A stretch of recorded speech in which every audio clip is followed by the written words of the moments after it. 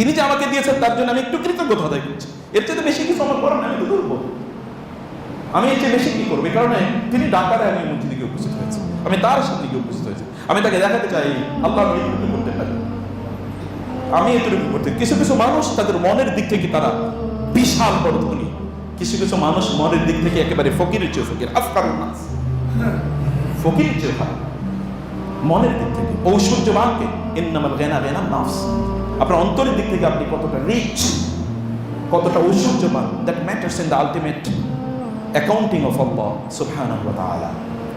আযান যখন দেওয়া হয়, যারা আযান দেন, আমাদের দেশে মুয়াজ্জিনদের সম্মান এবং সম্মানই সবচেয়ে কম, আর কিয়ামতের দিন মুয়াজ্জিনদের অবস্থা হবে সবার চেয়ে কি সম্মান হবে সবার চেয়ে বেশি। আতওয়ালুন নাসি আ'নাকা, তাদের ঘাড় হবে সবার চেয়ে বড়, জেব্রায়ের মতো।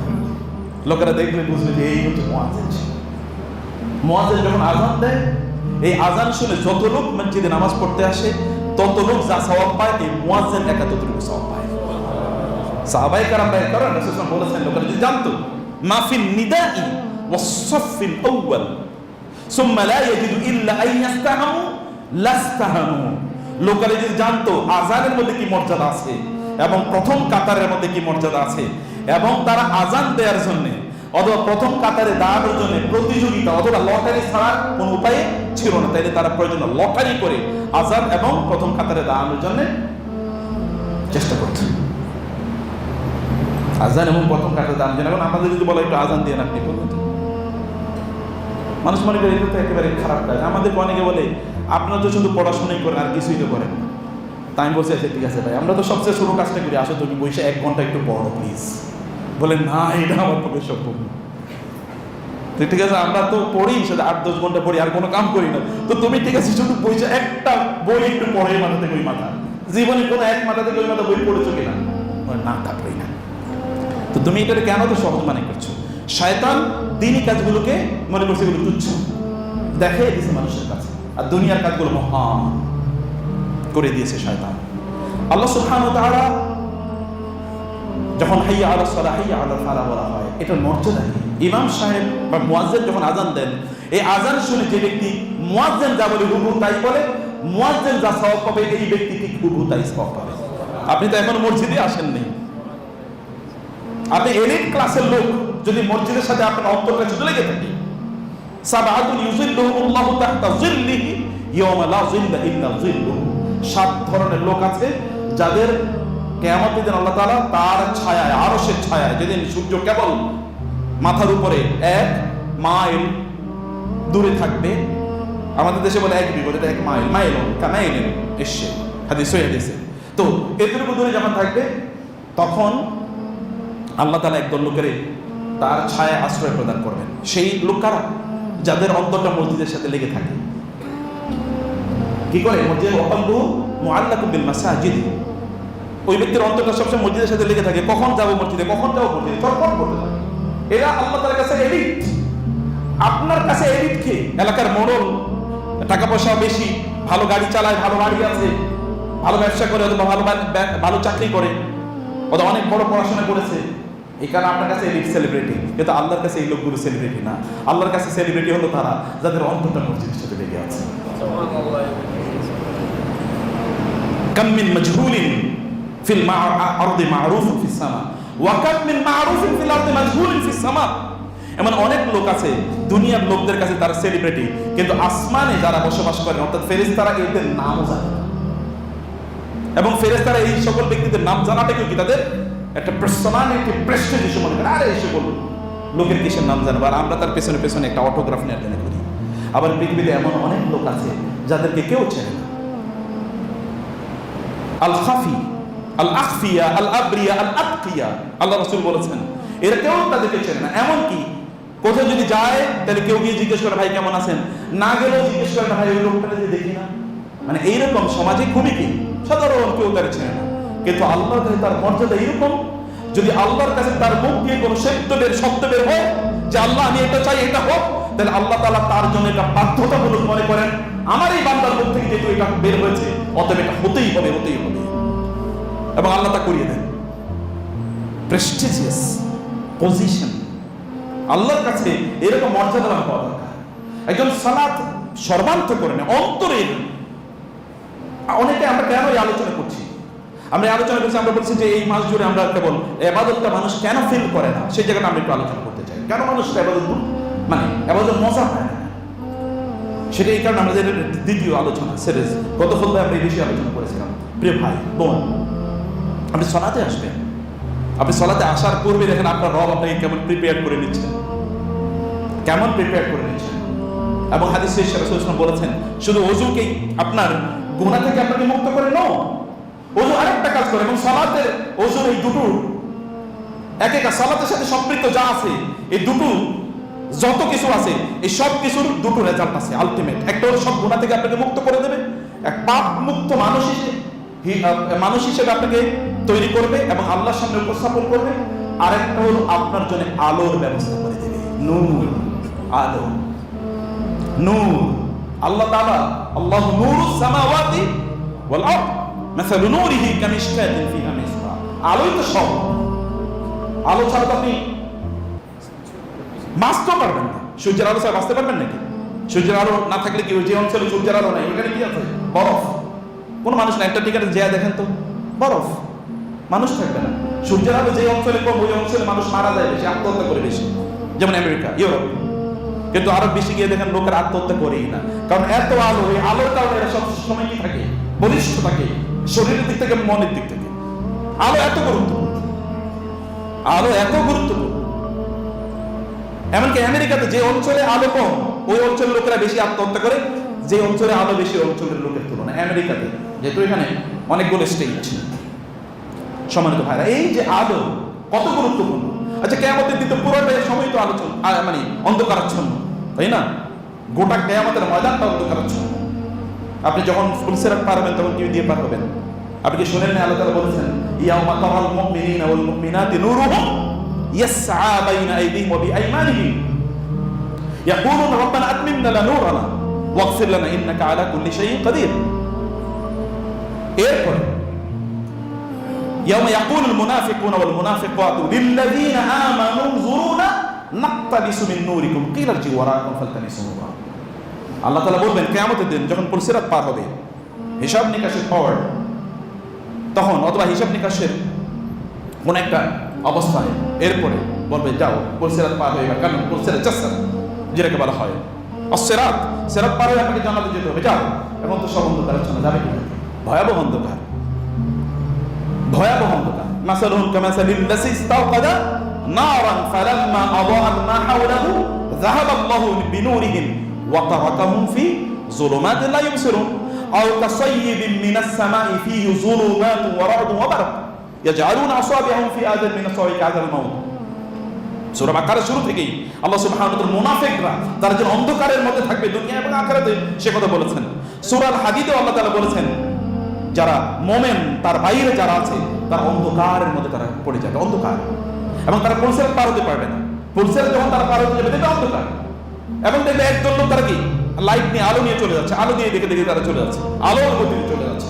তখন তারা মুনাফিকরা অথবা অমুসলিমরা, কাফেররা, আপনার পরিচিত, আপনার বন্ধু বান্ধব, আপনার আত্মীয় স্বজন, তারা বলবে ভাই উনজুরুনা নাক্তাবিসু মিন নূরিকুম, একটু আমাদের দিকে তাকাও, একটু অপেক্ষা করো, তোমাদের ওইখান থেকে একটু আলো নেই।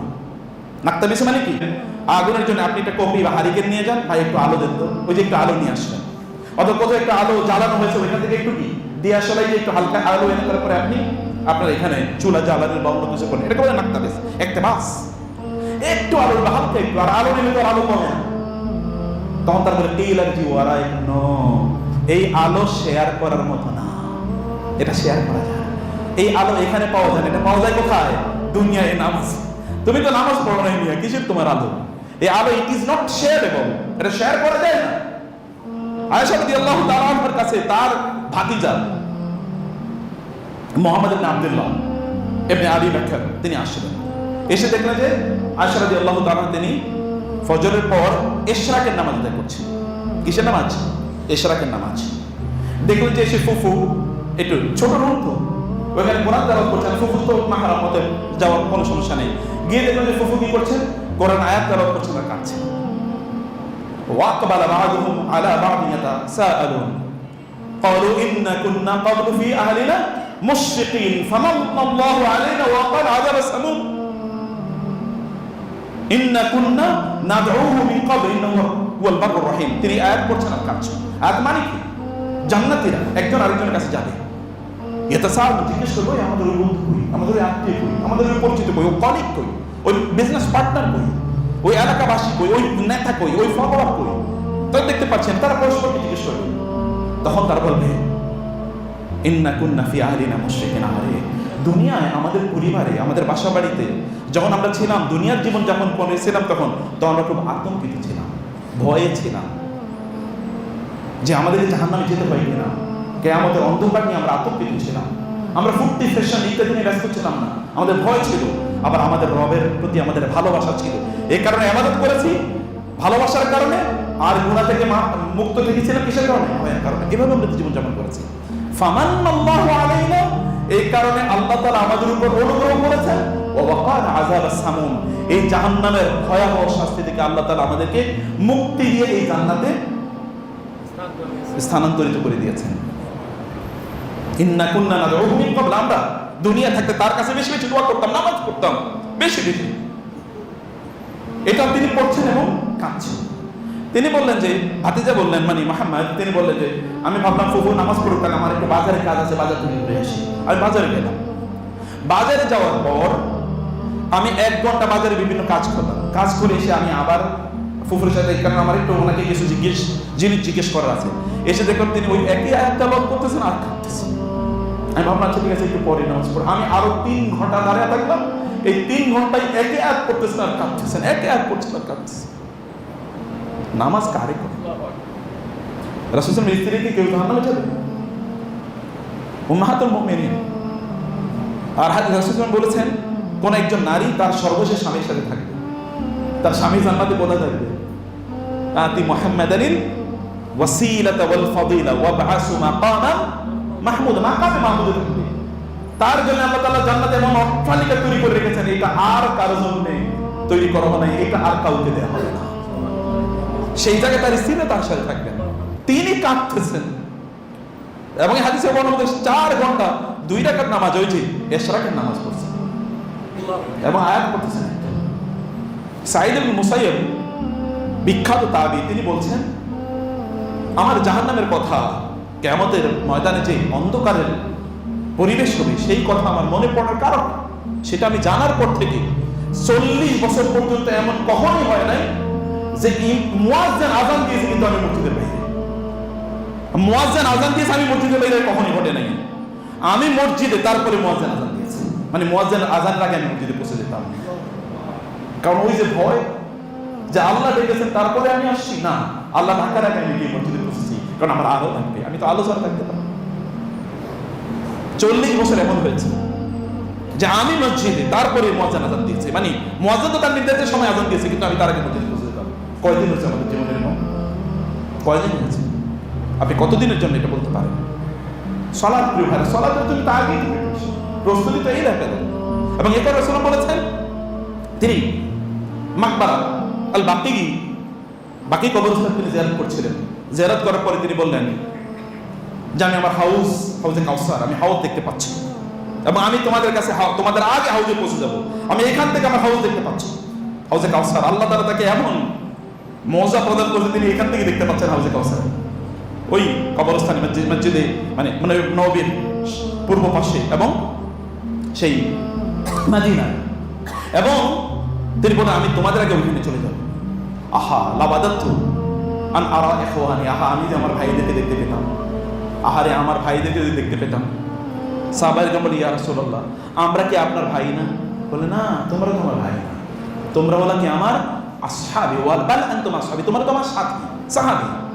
আমার ভাই হলো তারা যারা তোমাদের পরে আসবে, আমাকে না দেখার পরেও আমার প্রতি তারা কি ঈমান আনবে, তারা হলো আমার ভাই। এই যা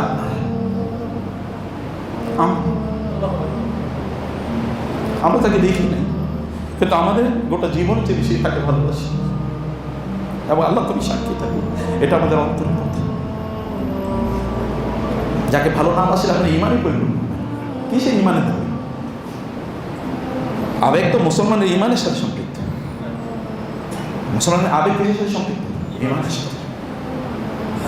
সম্মানিত ভাই, রাসূলুল্লাহ সাল্লাল্লাহু আলাইহি ওয়াসাল্লাম এই কথা বললেন, আবেগ আপ্লুত হয়ে গেলেন। সাহাবায়ে কেরাম ইয়া রাসূলুল্লাহ, তাদেরকে আপনি চিনবেন কি? আপনি তো আমাকে দেখেছেন, আপনি আমাদেরকে চেনেন, তাদেরকে চেনবেন কি? আপনি তাদেরকে দেখেন না, তেমনি কেন? ওরা যে ওযু করবে না, কিয়ামতের দিন ওই ওযুর জায়গাগুলো থেকে এমন আলো ঠিকরে পড়বে, উপচে পড়বে, ওই আলো দেখে আমি বুঝতে পারবো এগুলো তো আমার ভাই। মাত্র ওযু করে নামাজে আসতেছেন, এটাই কিয়ামতের দিন আপনার জন্য আলোর কারণ হয়ে যাবে। শুধু কি তাই? রাসূল বলেছেন, বাশশিরিল মাশাইনা ফি যুলাম বিন-নূরি তাম ইয়াউমাল কিয়ামা। যারা অন্ধকারের মধ্যে নামাজ পড়তে আসে তাদেরকে বলে দাও, কিয়ামতের দিন আল্লাহ তাআলা তাদেরকে ভরপুর আলো দিয়ে দেবেন।